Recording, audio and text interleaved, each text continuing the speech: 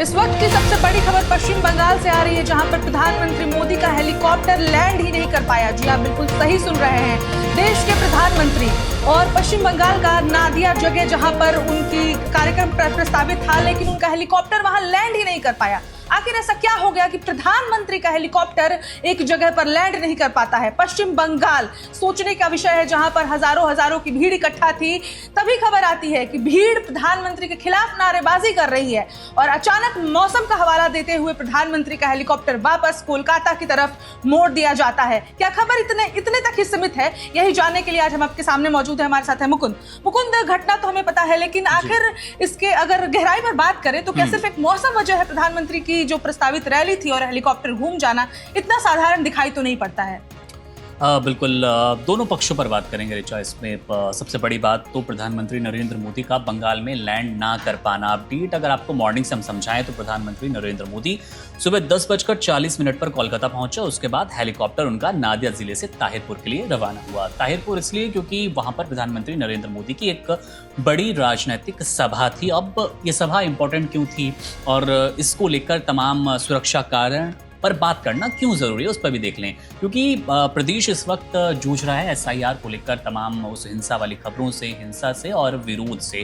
क्योंकि एसआईआर बंगाल हम सब जानते हैं कि 58 लाख के आसपास वो नाम रिचा काट दिए गए और लोगों के अंदर कहीं ना कहीं वो रोष है, असंतोष है, जिनके नाम इस लिस्ट से हटाए गए हैं। इसके साथ ही टीएमसी यानी कि ममता बनर्जी जो उनकी मुखिया है, उनको भी कई संकट नजर आ रहे हैं कि अब 44,000 तो उनकी सीट से ही नाम हटा दिए गए हैं। तो एक बड़ी वजह यह भी थी कि ऐसी आशंका जताई जा रही थी कि प्रधानमंत्री नरेंद्र मोदी जब ताहिरपुर पहुंचेंगे तो अपनी सभा में वो बात करेंगे एसआईआर के मुद्दे पर और घेरने की कोशिश करेंगे ममता बनर्जी को, क्योंकि बहुत छोटे से टाइम पीरियड में आप 58 लाख के आसपास वो फर्जी मतदाता हटाते हैं, तो कहीं ना कहीं घुसपैठ की ओर इशारा है।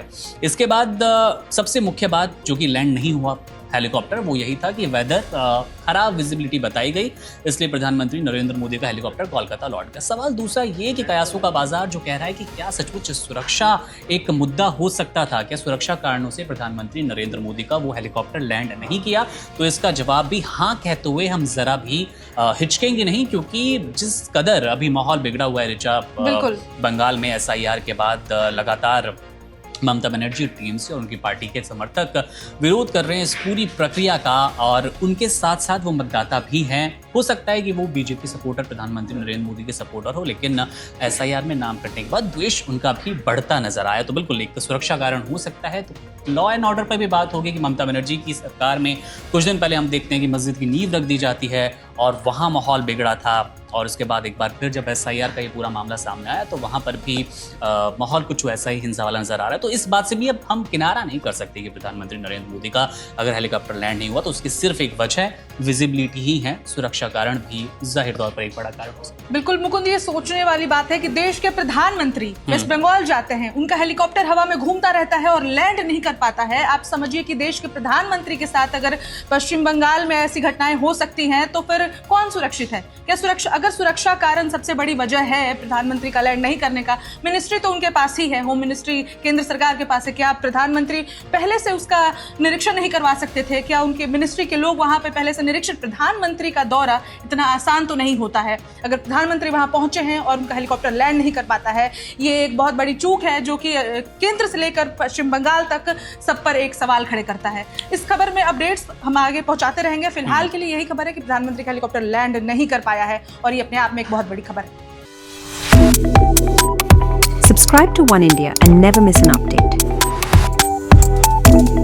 Download the One India app now.